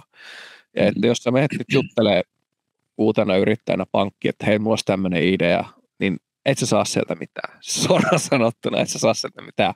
Eli sulla on joku pommivarma idea, ja ellei sulla ole siihen jonkun myötämä rahoitustuki, Business Finland tai joku tämmöinen niin kuin valmiina, ja ylipäätänsä niin kuin, nämä valitettavasti valuu sinne isojen pankkien laariin suoraan, eli sitten kun he menee sen kautta, niin jäljelle jää sitten nämä yrittäjät, jotka niin kuin koittaa saada lainaa jostain muualta kuin, perinteistä kivijalkapankista, mitä Suomessa on noin, sanotaan vaikka 4 tai 5 isompaa, mistä yrittäjät voi hakea lainaa, niin se tilanne on mennyt siihen, että he ei ole sitten pakko turvautua johonkin muuhun, ja onneksi on tämmöisiä palveluita sitten, mitkä niin kuin myöntää niin kuin yrittäjille lainaa muu kuin kivijalkapankki, ja sä pystyt tekemään sen hakemuksen netissä suoraan. Eli onko se nyt 1,000 eurosta jonnekin miljoonaan tai enemmän, riippuu vähän minkälaisella setupilla on liikenteessä, onko vakuuksia yrityksellä vai ei, tai onko muuta. Mutta että niin kuin on mahdollista hankkia siis lainaa muualta kuin perinteistä pankista, ja perinteiset pankit on mun mielestä vähän syypäitä siihen, että heillä on todella tiukat ne kriteerit. He haluaa vaan kermat ja kakut niin kuin itselleen kaikki, että sieltä ei niin kuin herru mitään muuta kuin sitä, mikä jää yli. Ja he sitten joutuu tämmöiseen eriarvoiseen asemaan siitä, että jos heille ei myönnetty jotain valtion tukea tai muuta tähän Finnveran lainoja tai muuta, niin se on sitten vähän hankala tilanne. Ja tähän mä halusin sanoa siitä, eli no, on muitakin ehtoja palveluita sitten, mitä pystyy käyttämään. Ja räikeä esimerkki, olikohan se tämä oululaisyritys, mikä niin kuin, se ei saanut, oliko se tämä suklaayrittäjä, mikä hitto se oli, mä en muista enää sitä tarkkaa. Se joutui niin kuin, kun pankki ei myöntänyt sille lainaa, niin se ei pystynyt ostamaan niin jotain varastoja täyteen, niin se olisi periaatteessa mennyt vähän niin kuin nurin. En muista tarkkaan, miten tämä menee. Suurin piirtein esimerkki siitä, ja sitten he niin kuin otti tämmöisen kilpailutuspalvelun kautta, vaikka niin kuin joku yrityslaina Credit, on niitä muitakin, mutta siis esimerkkinä, niin se sitten niin kuin sieltä sai sen rahoituksen siihen, ja jollain korolla ja näin, mutta että sitten ne niin kuin pystyy ottaa sitä lainaa, että nehän sai niin kuin varastot täyteen taas, ja pystyi niin jatkaa liiketoimintaa, että aika löysässä hirressä voidaan niin pitää sitten yrittäjää, että okei, että sun koko vuoden myynti on vaikka nyt vaakalaudalla, että jos pankki ei myönnä sulle niin kuin investointirahoitusta, että sun pitää ostaa sun varastot täyteen, mitä sä voit myydä, että muutenhan sulle tulee tilanne, että mikä on, että hei, että nyt on semmoista ei oota, että no, kassavirrat hupenee ja sitten se firma menee jossain vaiheessa konkkaan, että jos siellä tulee ongelmia sen kanssa. Joo. Ja näissä niin korot pyörii suurin piirtein, uskoisin, että noin 5% reippaasti ylöspäin sitten, niin jos lähdetään peruspankista, riippuen vakuuksia vai ei, mutta toivotaan, että kohtuullista korkoa tarjotaan kaikille sitten, ettei tule sen kanssa ainakaan mitään ongelmia. Joo, ei ole semmoisia niitä ilmeisesti joissain paikoissa myönnetään, mutta ennen 2008 oli niin sanottuja subprime-korkoja, että se niin kuin aluksi hyvä, ettei jollain miinuskorolla annettu salainen, ja sitten kohta kun markkinat heilahti, niin pomppasi ihan jumalattomasti ylöspäin, niin että yhtäkkiä alettiin perimään niin paljon takaisin, että ei ollut mitään jäljellä niin kuin kenellekään, ja siitähän se palapeli sitten lähtikin vähän niin kuin, tai dominoefekti lähti menemään eteenpäin, mutta ensinnäkin totta kai pari asiaa. Se 200 pinnan laina kuulostaa just jollain perus melkein pikavippitoiminnalta, että en tiedä, onko niitä enää edes. Se varmaan on ollut, mutta se on onneksi lailla kitketty poissa. Että. Joo, kun että se oli että jos on muutamia asioita, mistä vanhemmat on joskus varoitellut, niin tosi pieninä niin kaiken näköisistä namusedistä ja sitten vähän vanhempana, että älä perkele mene ottaa mitään pikavippiä, että ne kuulet pilaa sun talouden kyllä aika kivasti, että siinä on ollut ne tietyt asiat, millä onkin oltu, että varon näitä, mutta 400 000 työtöntä, ei työtöntä, vaan No on se varmaan työtöntäkin, luottotiedontakin, mutta on se työtöntäkin, jos niin puhutaan melkein 10%, eli jos Suomen populaatio on 5,6 miljoonaa, niin... Ikä siihen, se on vähän monilla. Niin, no joo, kyllä, se on totta, että niin tietyt eläkeikäiset ja muut totta kai, no nyt varmaan taas puhutaan siitä, että eläkeikää pitäisi ainakin nostaa. En tiedä, onko Suomessa puhuttu, mutta ainakin Saksassa puhuttiin, että sitä haluttaisiin nostaa ainakin niin hyvä, ettei 80 ikävuoteen asti. Hyvä nostaa, kun ei ole hommia. Joo, kyllä. Ja 400 000 luottotiedotonta on niin hyvinkin paljon, että sekin niin lähenee niin melkein niin 110 pinnaa. Niin joka 10, joka tulee kadulla vastaan, niin voi saatella, jos kaikki liikkuu kadulla. Että niin, kyllä. Ei ole asiat kunnossa ja se on valitettavaa. Ja sitten niin kuin, eihän tukia kiristetään ja muuta ja joo, siinä on kaikkea hässäkkää ja sitten jos tulee jotain yllättävää menoa, niin kyllä valitettavasti voidaan sitten turvautua näihin huonoihin vaihtoehtoihin ja pitkällä aikavälillä ne sitten kasaantuu, jos ei ole semmoista keinoa päästä niistä ulos, että on nähtävästi helpompi niin kuin viedä niin sanotusti, onko se nyt ulosottoon, tai niin kuin luottotiedot sitten menee siitä, että niin kuin ei ole ihmisillä rahaa maksaa ja niin, ainakaan tämä ei ole niin kuin millään tavalla helppo tämä pelikenttä täällä, että no joo, että menee täällä Suomessa. Suomen, no oikeastaan melkein aika monen maan, jos se nyt ihan väärin ole käsittänyt, niin talous ei ole niin kuin missään parhaimmassa jamassa ja Suomi niin kuin varsinkin nyt on alkanut ottaa enemmän takkiin kyllä viime vuosien jälkeen ja niin edelleen. Että siihen niin kuin miten liikaa nyt politisoimasta, mutta Suomessa on jotenkin semmoinen jännä, että sitä yrittäjää kyllä niin kuin pidetään jo näin niin kuin joko kroisoksena tai rosvopäällikkönä niin kuin suunnilleen, että, niin kuin, että siltä pystyy aina niin kuin ottamaan lisää tai se on jotenkin niin kuin muita riistämällä niin kuin tehnyt kaiken, kun taas varsinkin niin kuin, jos tässäkin niin kuin, vaikka sun tapausta miettii, niin sä oot pieni tekijä, joka niin kuin pystyy uuden teknologian avulla tuottamaan ihmisille jotain niin kuin hyviä palveluita. Ja mä veikkaan, että sullakaan ei hirveän montaa Porschea ole pihassa, ja niin kuin, että jos laitettaisiin niin kuin hirveästi niin kuin lisäkorkoa lisäkorolle, ja niin kuin ei missään nimessä voida tukea millään tavalla, niin ei sitten enää jää ketään muuta kuin enää ne isot talot jäljelle. Et se on niin kuin jotenkin typerää, että niin kuin sitä ei tosiaan ehkä nähdä, että miten yrittäjät on se, joka ottaa niin kuin isoa riskiä monesti monessa asiassa ja ne on ne, jotka niin kuin oikeasti tuottaa jotain. Ja mitä enemmän ne niin kuin tuotetaan jotain, niin sitä enemmän me niin kuin kaikki vaurastutaan ja niin kuin päästään parempiin niin kuin tuloksiin kaikessa, vähennetään inflaatiota, hinnat laskee, kaikki niin joo, kyllä, menee. Se vaikuttaa niin kuin ihan kaikkeen, että yrittäjät niin sanotusti maksaa suoraan niin kuin yrityskoosta ja toiminnasta ja kaikesta riippuen, miten ne on järjestetty, mutta siis ihan pelkästään niin kuin, no alvimaksut, muistaa alvi. No alvi pitää maksaa aina. Alvi maksaa aina, mutta sehän on ihan fakta, että joka kuukausihan sulle tulee niin kuin alvillista toimintaa, eli jos sä laskutat tonnin, niin sä maksat siitä sen 25,5%, eli 250 jokaisesta tonnista, mitä sä tienaat.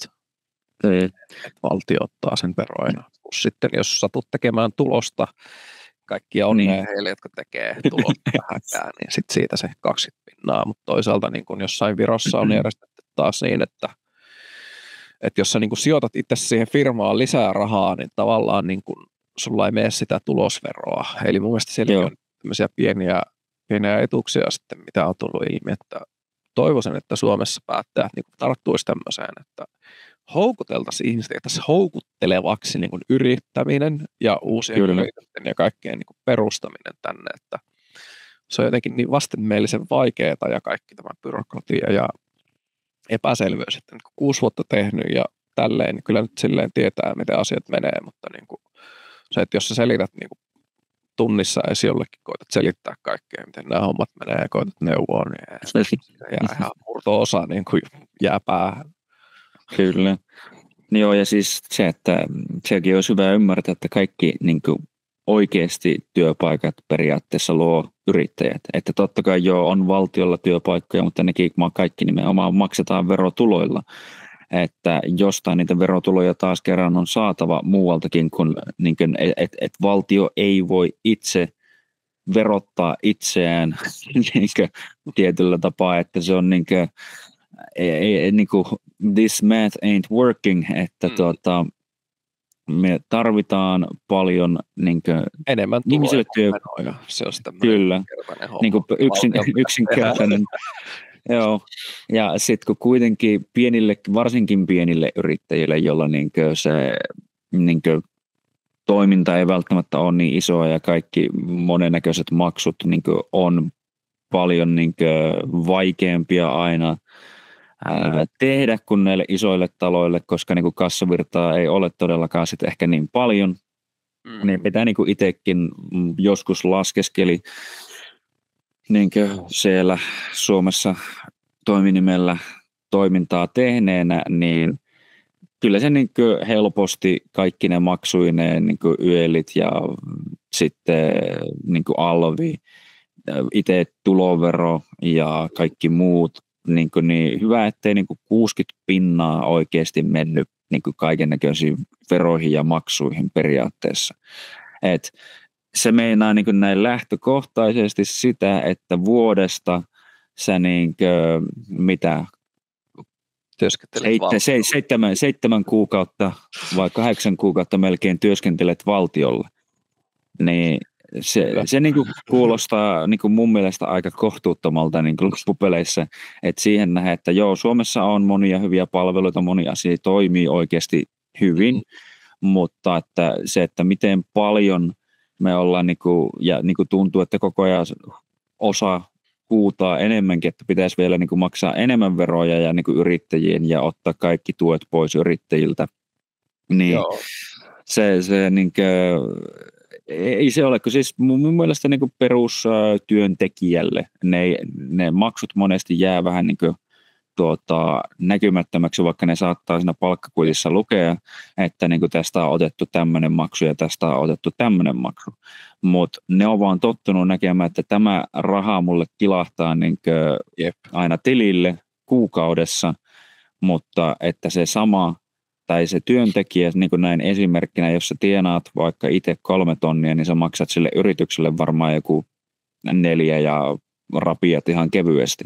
Joo, mulla on tutulta aika tuore suora, näin sen, mitä se sanoo tarkkaan, eli oliko se 2500 jotakin, niin on siis palkka henkilölle, ja yrittäjä maksoi siitä kaikki ne kuluneen 3100 euroa.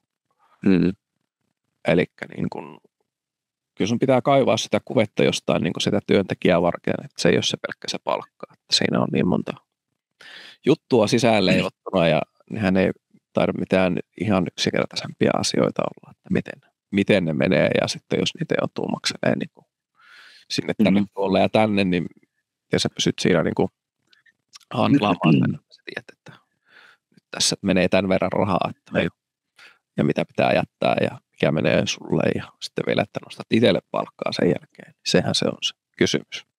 Kyllä, ja että eikä siinä ole siitä, etteikö yrittäjä tai työnantaja haluaisi maksaa hyvälle työntekijälle palkkaa. Et siis totta kai ja siis mikään ei tavallaan ole arvokkaampaa kuin oikeasti taidokas ja hyvä työntekijä, koska se mahdollistaa sulle monet asiat, mutta sitten tietenkin, no tästäkin tietenkin aina voi joku vetää sitä pultit, mutta on sanotaan eri työntekijät antaa erin määrän panosta ja heillä on eri määrä työtaitoa. Että sen varsinkin tuolla rakennustyömailla olleena nähnyt, että osa siellä on todella taitavia, niillä on niin hyvä ammattitaito, että tyyli jollekin tyypeille maksetaan ihan mielellään niin kuin 50-60 euroa tunti, koska niillä on se taito.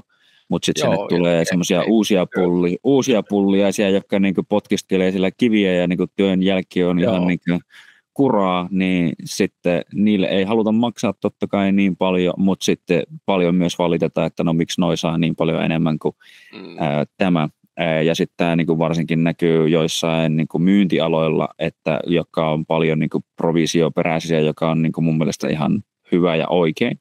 Että jos joku tuo ihan vaan tämmöisenä hatusta heitettynä numeroina, niin toinen tuo taloon 300 tonnia vuodessa ja toinen tuo vaan 60 tonnia, niin kyllä se, niin kuin se toinen ansaitsee paljon enemmän myös niin kuin mun mielestä. Mäkin niin kuin voisin kuvitella, että jos joku toisi vaikka niin kuin, no sanotaan nyt, että 5 tonnia kuukaudessa työntekijä toisi mulle kassaa sisään rahaa, mä olisin ihan hyvin valmis maksaa sille niin kuin sen hyvän palkan siitä, plus että mulle jäisi niin kuin joitakin satasia siihen vielä sitten niin kuin päälle, koska se kasvattaa sitä mun toimintaa niin kokonaisvaltaisesti. Jos mä niin kuin tiedän, että se tuo sen X määrän rahaa ja se niin kuin jää yli siitä kustannuksista, niin totta kai niin kuin on valmis tuomaan semmoisen henkilön sitten sisään, jos niin kuin pystyy varmistamaan, että se niin kuin jatkuu se toiminta semmoisena. Kyllä, ja mahdollisimman monta semmoista sisään. Joo, ehdottomasti. Ja tuolla kun olin vielä tuolla IT-puolella hommissa itse pitkän aikaa sitten, niin siinä oli yksi tuottava keissi. Siitä maksettiin noin 60 euroa tunnilta, niin kuin firma sai laskuttaa. Sitten siellä oli varmaan 10 jätkää, jolta kaikilta pyöri se laskutus tälle isolle valtion firmalle. Ja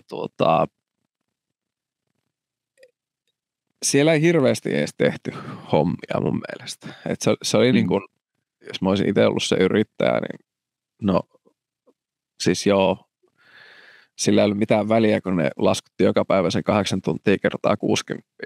Ja okei, mitä nyt jonkun perus IFE-jämpän palkka voi olla jotain 15 euroa tunnilla, niin kyllähän siinä nyt jää jo katetta vaikka kuinka.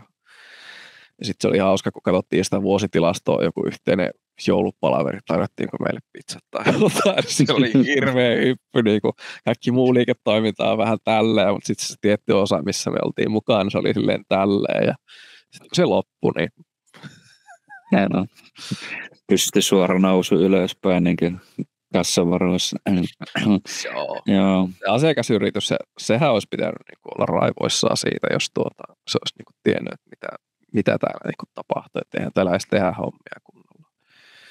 No joo, toi on tuntuu, että näin on tämmöisiä niin sanottuja, käytetään termiä massitolppa, mitä niin kuin joku aina järkkää niin sanotusti jollekin, että näitähän paljastuu aina vähän väliä, että ties kukainenkin näitä on aina jollekin hoitanut, mutta toi on niinku yleinen esimerkki niinku myös siitä, että no ei saa yleistää, mutta valtiolla ei ole samanlaista tulovelvoitetta tai niinku edes kannustinta tehdä samalla tavalla tuottoa kuin niinku yrityksellä. Yritys, jos ei tee tuottoa, niin yritys kaatuu. Valtion toiminta, jos se teet tuottoa, niin se voi aina pyytää lisää rahoitusta tai niinku lisäveroja ja niin edespäin. Se homma pyörii edelleen. Heitäkö se vähän? Joo. Ja varsinkin jos se itse pystyy niinku vaikka reguloimaan tiettyjä asioita, niin se pystyy muokkaamaan sitä pelikenttää niin kuin itselleen suotavammaksi, kun taas yrittäjä joutuu aina kilpailemaan niin kuin siellä markkinoilla itse. Niin, se on hyvä, että näitä on näitä erinäköisiä palveluita, koska niin kuin, vaikka niin kuin just tuohon lainankin saamiseen, niin mitä enemmän niin kuin sielläkin menee siihen, että sulla on vaan tai niin kuin pari pankkia, jotka määrää kaiken.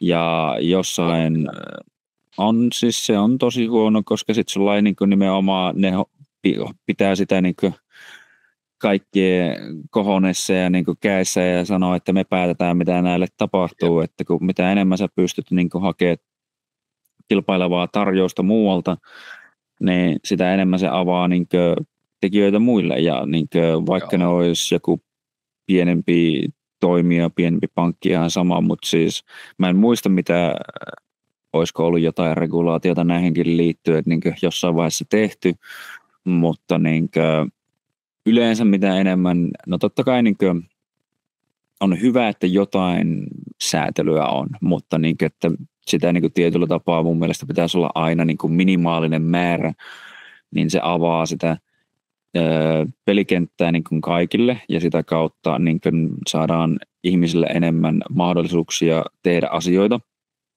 Ja sen avulla tietenkin aina joutuu, tai ihmisen oma vastuu niistä asioista tietyllä tapaa kasvaa, että totta kai siellä voi olla niitä huonoja tekijöitä, mutta yleensä ne huonot tekijät sitten myös niin kuin löytyy aika äkkiä, ja ne ei tule niin kuin pitkällä kaavalla menestymään.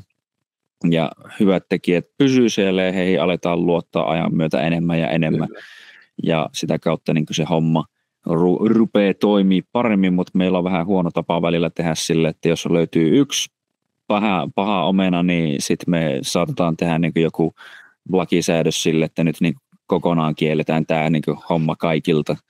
Niin se on vähän huono. Sepä.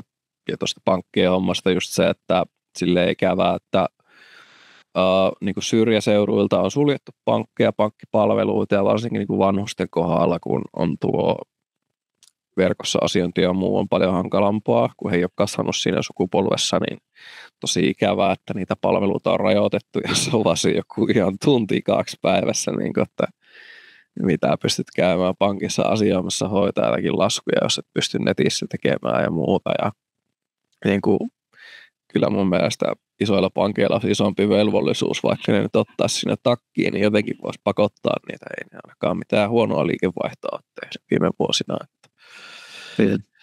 sinne suuntaan. Ja jos joku päättäjä sattuisi tätä katsoa, niin ymmärrän kaiken kusitolppana olemisen ja sylkykuppina olemisen, mutta tehkää parempia päätöksiä siihen, että yrittäjät saisi niin kuin enemmän liiketoimintaa täällä maassa aikaan ja sitä kautta ne pystyy palkkaamaan sitten näitä työttömiä ja se työttömyys myös lähtee laskuun, niin se tulee sitä hyvinvointia. Että se on mun mielestä tosi simppeli, että niin kuin perhana kun ne ymmärtäisi tai perhana kun joku saisi rodin siihen, että niin kuin siellä tehtäisiin enemmän päätöksiä sen pohjalta, mitä täällä oikeasti pitää tehdä, eikä vaan paikkailla niitä valmiina olevia reikiä, mitkä vuotaa siellä ja kasvaa koko ajan, vaan niin kuin rakennettaisiin uutta laivaa sitten, millä lähtee liikenteeseen, jos se edellinen on siellä jo uppoamassa.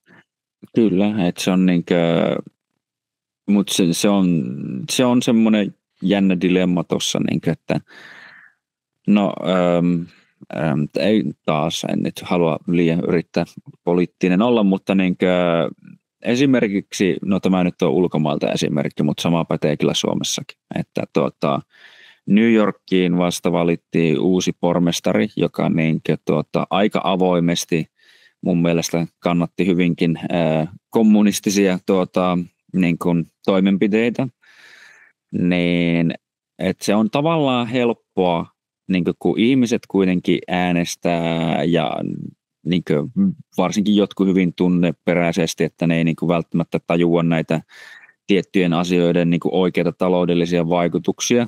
Jep. Niin kun lupaillaan ilmasta tätä, luvataan ilmasta tuota ja tai no joku varmasti sanoisi, että se on ihan vaan sosialismia ja niin edespäin, mutta no se on melkein kuin edellisen mainitun aatteen tämmöinen poikainen, mutta anyhow, että koska se luodaan semmoinen vastakkainasettelu, että sä oot heti riistäjä, jos sä et halua tarjota jotain vaikka ilmasta jollekin. Mutta kun se ei oikeasti ole koskaan ilmasta, kun sen joku maksaa aina. Et tietenkin se näkyy siinä, että miten hinnakasta se sille käyttäjälle on. Siinä se ihmiset näkee sen hinnan, mutta jos vaikka katsottaisiin oikeasti vaikka paljonko terveydenhuoltokin maksaa, niin se ei mun käsityksen mukaan ole mitenkään halpaa todellakaan, vaikka se käyttäjälle saattaisi ollakin ilmasta. Että monissa maissa, missä ei ole samanlaista hyvinvointijärjestelmää, niin se käyttäjälle maksaa enemmän, mutta loppupeleissä maksaa vähemmän. ja sitä kautta niin ehkä ei tarvitse niin isoja verojakaan maksaa, jolloin sulla pitäisi olla kädessä enemmän rahaa yömmäs. Mutta se, että kun tämän takia niiden pitää olla niin kuin paksua nahkaa niin sanotusti, että se niin kuin sanoitkin, että kestää olla se sylkykuppi, jota niin kuin noidutaan ja sanotaan, että on semmoista tilannetta. Ja media, jos joku vääristelee asioita tuossa, oli yhdellä tutulla aika hauska keissi, mutta ei siitä sen enempää. Mutta hän joutui vähän niin kuin puolivahingossa tämmöiseen tilanteeseen sitten, mutta media osaa kyllä vääristellä asioita, että sen kyllä ymmärrän, mutta päättäili edelleen se, että missä se menee se punainen lanka, mihin pitää keskittyä, että okei, te nostitte siellä hyvää palkkaa, mutta tehkää myös niin kuin semmoisia päätöksiä, että on varaa maksaa teille myös hyvää palkkaa tulevaisuudessa päättäjät. Tai vaikka parempaakin palkkaa, koska oikeasti tehdään sitä fyrkkaa sille, että ei jää helvetinmoiseen alijäämään niin kuin aina. Joo, siis mä olisin tuplaamaan kaikkien palkkiot, jos niin kuin täällä niin kuin saataisiin asiat rullaamaan ja menemään oikein. Mulla olisi minkäänlaista ongelmaa. Tiedän sen yrittäjänä, että jos joku maksaa jotain, mutta siitä saa moninkertaisesti enemmän, niin se on ihan sama, mitä sä maksat siitä palvelusta, jos se tuottaa samassa niin kuin moninkertaisesti enemmän. Se on sitä liiketoimintaa. Kyllä. Ja tämä on se jännä dilemma, niin kuin ehkä tietyllä tapaa politiikassa, että mun mielestä kaikki haluaa vähemmän köyhiä, kaikki haluaa parempia palveluita, kaikki haluaa niin kuin enemmän hyvää kaikille, mutta se, niin kuin, ne keinot on se, mistä kiistellään, että mikä se on se keino siihen. Ja on asioita, jotka parantaa näitä asioita ja on asioita, mitkä huonontaa näitä asioita. Ja sanoisin ainakin omasta mielestä, että yrittäjät ja työpaikat ja kaiken tuottaminen on aika lailla keskiössä sen kanssa, että asiat oikeasti menee parempaan suuntaan. Kyllä, juuri näin.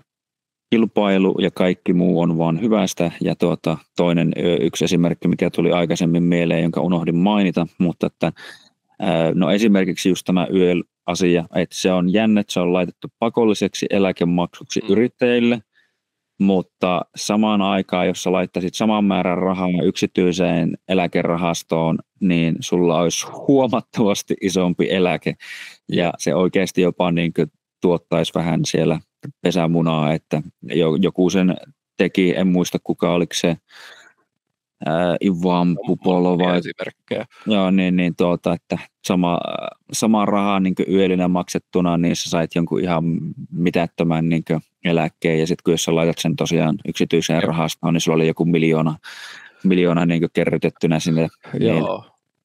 Tämä on just se järjestelmä, miten se on rakennettu, että toisaalta mä myös ymmärrän sitä, että ketkä on jäämässä eläkkeelle ja muut, että ne haluaa pitää kiinni siitä. No en mä tiedä, koskeeko tämä edes kaikkia, mutta mielestäni nuorempi sukupolvi on vähän sitä vastaan, mutta tässä on just se todella iso ongelma, eli jos niin kun nyt kaikki niin kun lopettaisi maksamasta jelliä, niin ei ihmisille olisi varaa maksaa eläkkeitä nykyisellä. Kyllä. Se on niin kun hurja ja ihan hullunkurinen tilanne, eli käytännössä täällä niin kun, miten se sanotaan, niin kuin velaksi maksetaan jo niitä nykyisiä eläkkeitä, että jos nyt niin kuin stoppaa tämä rahankeruu tästä JEL-järjestelmästä, niin käsittääkseni koko korttitalo niin kuin romahtaa. Eli sitähän tällä koitetaan estää, että joo, mä oon ihan sen ymmärryksen puolella, mutta toisaalta en mä tiedä, onko se millään tavalla järkevää, mitä siinä niin kuin käytännössä koitetaan tällä tehdä, että siinä täytyisi joku iso rakennemuutos tehdä, tai jotain, että se niin kuin lähtisi toimimaan niin kuin molempiin suuntiin, että se nykyinen eläkkeet saadaan maksettua, mutta myös, että sulla olisi niin kuin enemmän vapautta valita, että no minkälaista eläkekassaa sä niin kuin haluat tai pystyt kerryttää. Ja totta kai tiedän, että kaikki ei osaa välttämättä mitottaa sitä eläkehommaa oikein, ja se voi tulla sitten ikävänä yllätyksenä heille, jotka jää eläkkeelle, että okei, tämä ei nyt ollutkaan tarpeeksi, mutta siinä on varmasti paljon sanomista ja voisi olla ihan oma podcast, niin kuin tommoinen homma, mutta kyllä mä itse suht nuorena yrittäjänä kuitenkin haluaisin valita, että paljonko mä maksan, että kyllä sieltä joku tarkistus nyt tuli ja sitä nostettiin ylöspäin Ja siis se, mitä ne otti sieltä, oli niin kuin liikevaihdon verran periaatteessa suoraan, eli monta tonnia olisi peletty maksaa, ja sitten sen jälkeen jos voinut miettiä, että tarvitsisiko palkkaa maksaa itselle, että no, mä nyt tiedän, onko toikaan kovin fiksua, että ei siinä ole minkäänlaista järkeä, miten se nykyään toimii, että on siinä kyllä iso vika flow siinä, miten se toimii. Joo, että näin mä oon ymmärtänyt kanssa, että no just lähdin ennen sitä pois, kun se uudistus tuli, mutta ja samaa mieltä, että, tai silleen, että se on aikamoinen varmaan tuntuu niin kuin kusetukselta niille, jotka on niin kuin ollut tässä järjestelmän sisällä ja nyt on menossa eläkkeelle, että heille myytiin tämä ajatus, että nyt te niin kuin saatte tämmöisen eläkkeen, että teille on luvattu se. Ja nyt kun tavallaan tämä yhtäkkiä vaikka lopetettaisikin, niin sitten se lupaus vähän niin kuin meni siinä, mutta tietenkin se koko homman hullutus on lähtenyt, en muista minä vuonna ja kuka sen teki, pitäisi melkein selvittää kyllä niin kuin tähän hätään, mutta että joka teki tämän, että niin kuin nykyisiä eläkemaksuja käytetään niin kuin nykyisten eläkkeiden maksamiseen.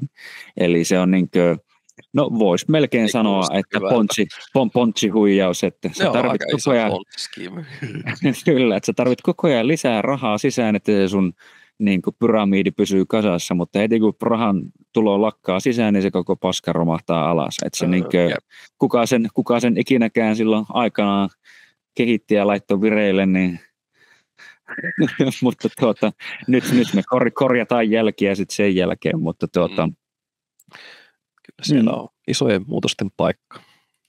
Kyllä. Joo. Tuleeko sulla vielä muita aiheita mieleen tässä? Pitää mennä, mutta joo. Ei mitään. Mäkin aloin miettiä, että onko sulla mitään tiettyä, tai niin kuin enää oikeastaan, mistä haluaisit mainita, että kyllä mä sanoisin, että tässä aika hyvänlainen setti on jo kasassa, että Joo. Ihan saatiin kieltämättä ja pysykää muutkin, mikä sen on, kun puhuu nykyään niin paljon englantia, että meinaa aina englanti-suomi-sana curious, eli uteliaina ja vähän koittakaa aina miettiä näitä asioita ja tukekaa yrittäjiä, paikallisia, pieniä, isoja, kaikkia siltä väliltä. Ja jos mahdollisuus. Kyllä, asioita kannattaa kilpailuttaa, se on hyvä. Ja ei kai siinä. Kiitoksia joka tapauksessa Mr. Samulille, että käytit aikasi tänään. Ja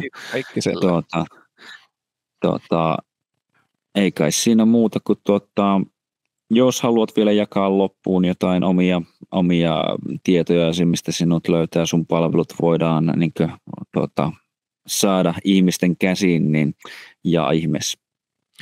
Joo, eli firman nimi Infinity Grow Oy ja voi ottaa yhteyttä puhelimella, sähköpostilla ihan miten passaa ja haluaa ja sinne vaan, jos tuntuu siltä, että kaipaa jotain tämmöistä niin kuin nettipresenssiä enemmän ja mahdollisesti niin kuin liiketoiminnan kasvua sitä kautta, että on varmasti keinoja, mitä pystyy hyödyntämään ja ehkä vähemmän tuli puhuttua niistä keinoista ja muista, mutta se SEO-optimointi on yksi ja sitten nämä järjestelmät ja ratkaisut on semmoista niin kuin erikoisalaa, että pystyy tekemään hyvinkin laajoja projekteja tarvittaessa, että reippaasti kysyntää, että mitä se voisi olla ja sen silleen. Kyllä. Ja jos et niistä nyt niin halua enää vielä tähän loppuun sitten kertoa näistä järjestelmistä ja muista, niin voidaan jutella niistä joskus toistekin, niin pääset sitten jakamaan sun velhouksia ja viisauksia, että miten luodaan hyvää bisnestä, päästään niihin Infinity Growhin kaihin, kyllä, että kaikilla kuule vaan tulos alkaa menee käyränä ylöspäin. Näin on, ja siihen sitä pitää pyrkiä ja saa olla tyytyväinen, että on pystynyt tekemään niin kuin asiakkaille tommosia asioita, että he auttaa heitä ja kaiken näköistä niin kuin järjestelmää optimointua laskuria ja automaatiota, että niin kuin ihan kalentereista ja muista ja tämmöisistä, että mahdollisimman automatisoitua liikennettä ja sitä kautta sitten niin kuin konversiota, että Niin. semmoista tähtäystä. Ja mielellään kerron lisää tuloksista, jos joku sitä haluaa kysellä enemmän. Mutta hei, kiitän paljon Ilkka Heikkinen podcastille ja ei muuta kuin onnea ja menestystä myös sinne. Kuin myös ja ei muuta kuin hyvää päivän jatkoa ja viikkoa ja kiitoksia aina kaikille, jotka jaksaa kuunnella tänne asti ja jos haluaa yrittää tukea tätä toimintaa, niin voi aina laittaa peukkua ja tilausta ja kaikkea mahdollista, niin se tekee akukoneoptimoinnille ja muullekin kaikille hyvää. Ja loppuunhan sana, Ilkka on hyvä valmentaja. Hell yeah. All right. Mutta ei mitään ja lyödään täällä pillit pussiin ja danke schön vaan kaikille. No niin, danke schön. Palataan asiaan.